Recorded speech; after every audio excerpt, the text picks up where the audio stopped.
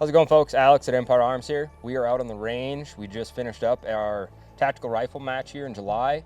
Had about 20 shooters out this month. Great time. We're just outside of Willow Creek, Montana, just outside of Three Forks here. And today we're going to be going over what we would require or recommend to bring out for our precision rifle matches that we are hosting. So in front of me here is my normal match rifle. It's a custom rifle that I built for myself. And we're going to start from the front, working our way back. On the front here, running a suppressor or muzzle brake, either one will work just fine.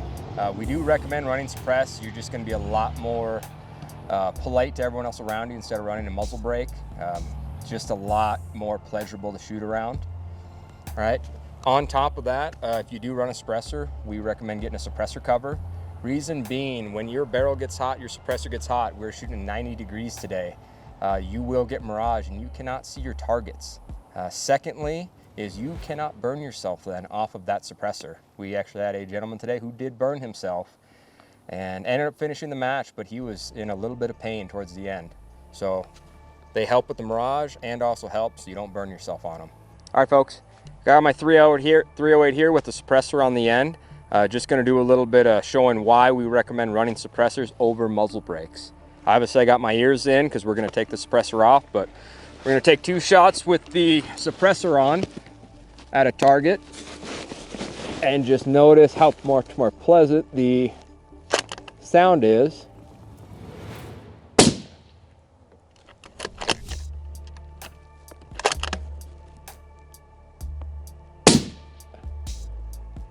So a lot softer recoil impulse there. We do have quite a bit of noise reduction on that as well. I don't really need earmuffs on this. These next two, we'll take and unscrew the suppressor. Has a quick detach on it with a muzzle brake underneath.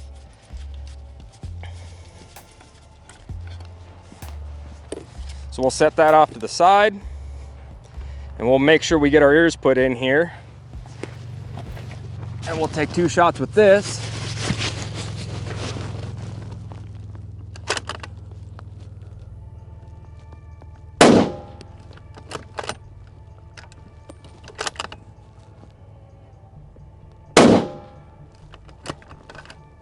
So a lot more concussive force. You can see all the dust getting blown up around us here. And you start choking on it.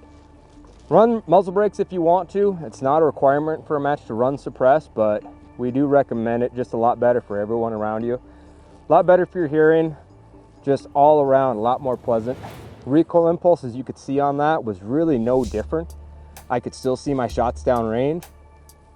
The idea that muzzle brakes are the end-all be-all, in my opinion, is a bit false. They do serve a purpose, but if you have good fundamentals, it's going to solve any possible push you would get with a suppressor. Working our way backwards, bipod. Running a bipod is really important. We do have some prone stages or prone-like stages where you are on your stomach shooting at targets at distance. So having a bipod that has adjustment to it with legs that can go vertical and being able to move it on your rifle depending on the position you're shooting is very helpful. If you have something that just bolts directly to the rifle, that will work just fine, but some sort of bipod that you have adjustments in either the tilt or the pan where you can take and turn the rifle will be very helpful for shooting some of the stages at our rifle match. This one here is bolted to an ARCA rail. ARCA rails can come in handy because we will have a tripod stage every month just to get folks more used to shooting tripods, and also for the folks that do go out and hunt in the fall and the spring, be more comfortable with their gear that they're already carrying. So the ARCA rail is underneath. You can get a bipod that can go onto an ARCA rail, or you can get one that'll go on a Picatinny rail. Either one will work just fine for you. All right, we're out here at our rifle match here, shooting off one of the spools we have on one of our stages. Showing off the bipod on the front, why it will come in handy during our rifle match, and why having a bag for rear support is really key to being able to get good impacts at a rifle match. Bipod in the front, you can take and adjust whichever height you need. Pull your legs out. On this bipod, I can adjust my height very minusculely. Got my bag in the rear so I can take and move it up and down depending on how much I actually squeeze it. Okay, we're gonna get behind the rifle, get nice and square. We're going to squeeze our bag till we get it on target. Get on target. Take a good breath. Send our second one, 2 rounds per position. And I pulled that one because I got all wobbly on it. I'm a man and I'll take responsibility for a miss. Moving backwards from there, we'll go to the optic. We do recommend a first focal plane optic. So your magnification will change your reticle when you zoom in and zoom out. Reason being, we're shooting at different distances at these targets. They're not all the same. And being able to spot your miss and make a correction is really important to be able to get those second and third round impacts if you do make a miss. Secondly, exposed turrets. You don't need exposed turrets, but it comes in handy because you don't have to worry about putting a cap on, taking a cap off, and having some sort of graduations on it so you know where you're dialing to. You don't need to dial. We did have folks out today shooting with a BDC, ballistic drop compensated reticle, and they were making hits, but you just need to know where your rifle's hitting with those marks because it may not line up with what the manufacturer suggested. Sunshade on the front, not required, but we do have quite a bit of sun out here like today, so you may want that. Just keeps the glare out of your eye when you are behind the rifle scope. Flip caps, optional, but they are nice because we do have a lot of dust out here with it drying out in late summer, and trying to keep all that dust out of your optic is going to work a lot better down, working down the line, because then you don't have to be cleaning it or scratching your lenses. All right, magazines. We do recommend having at least 2 magazines, at least holding 10 rounds or more in them. We do have some stages we may make you run where it is a magazine change or you need to load mags. Working back from there, having a stock that has an adjustable cheek piece and an adjustable butt pad can be handy for the weird positions we make you shoot in and just make you more comfortable behind the rifle.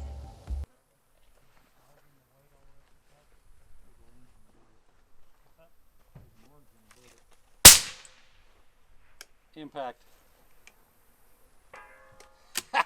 You can see the bullet. I saw it flying down. That's awesome.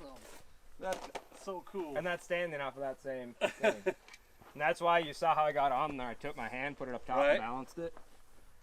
Damn. All right, folks, second piece of recommended gear is some sort of backpack. All right.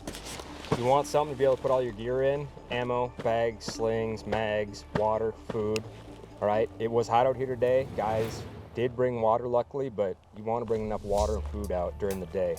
So some sort of pack to put all your gear in is a must, I would say. Inside the pack, something you're going to want to have starting off is some way to write down your dope, data on previous engagement. That's what you're going to be using, dialing your scope or holding over in your scope so you know where your bullet is actually going to be hitting. So you can get these armbands about anywhere, Amazon, there's a bunch of other American companies making them, but some way to write down dope. You can take a Scotch piece of tape or some painter's tape, stick it on your rifle, stick it on your arm, but pens, markers, and some way to write down your dope to engage the targets is going to be very beneficial to you at your first match. Next thing, Certavir Pro, all right? Electronics are awesome. You can hear people around you, especially if you got folks shooting with muzzle brakes on them, or if you just want to run old school with some normal ear pro. It's not necessarily a must, but depending on your hearing, it's something you can't get back, so you're going to want to take care of it. Next piece of gear is going to be some sort of bag. Now, the reason you're going to want a bag is a rear support for your rifle. We got the bipod in front, and you want a way to support the rear. I personally have a couple different style bags in my backpack just for different positions I get myself in. Doesn't really matter size, but you're going to want to go with a reputable brand of a bag. All right, different sizes, different fills. These two are both very heavy. They're built more for doing positional shooting, or you can get some other bags that are quite a bit lighter for backcountry hunting, but some sort of bag that you can use for a rear support, a front support. If you need to lay down and take a nap, you can take a nap on it, but you're going to want some sort of bag with you or a couple bags. All right, here we are off one of the tires we shoot at. We're going to shoot low. then move to high. Got a target at 300 yards. This is just showing how we can utilize our rear bag as a front bag as well. Got the front rifle supported. I have it balanced on it, so it's not gonna move. Again, I'm gonna get square up behind the rifle, get my target in view.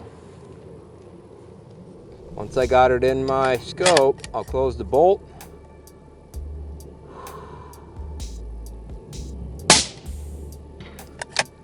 Get that impact, and then we move up to the next higher tire here, taking our bag with us, keeping our muzzle down range.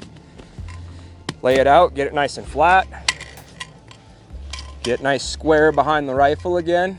My support hand is going to support the front for any extra movement I may have. Get on target, close the bolt again.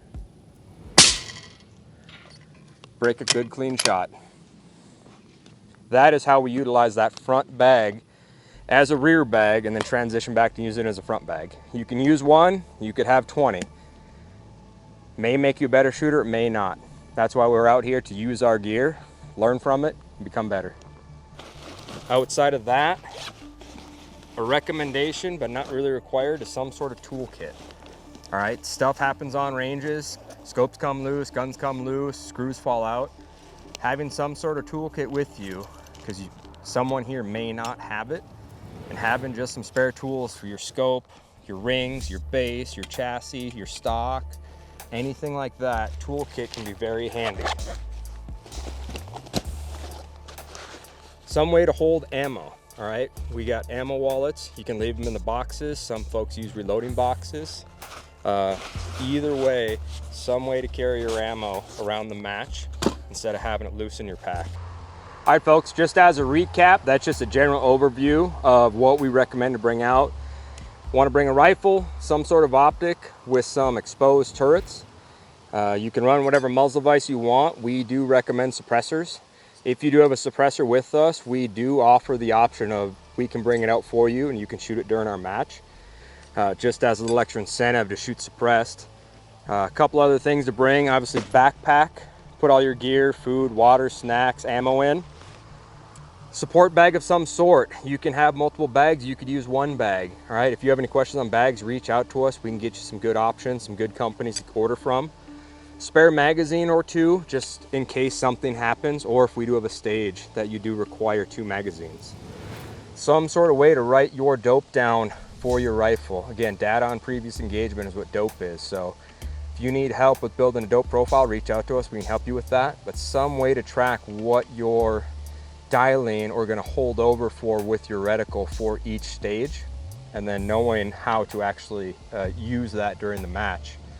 And some way to carry your ammo. Doesn't have to be an ammo holder, doesn't have to be the box that comes in. If you want to put it in a plastic bag, just some way to carry the ammo. We need ear pro if we got people running muzzle brakes. You can either run some electronic earmuffs, or if you just want to run some plugs, either way works. And one last thing we didn't cover in the beginning is binoculars and a rangefinder.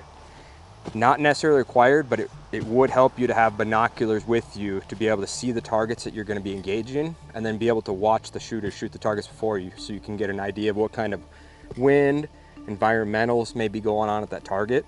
And then rangefinder if we have a stage where you do need range targets. If you don't have them, reach out, we can get you a pair. Or if you don't have any of this gear but you have a rifle and ammo, more than likely people during our match are going to be willing to lend you gear to use and help you get through the match and understand the format, understand what gear you may or may not want to buy.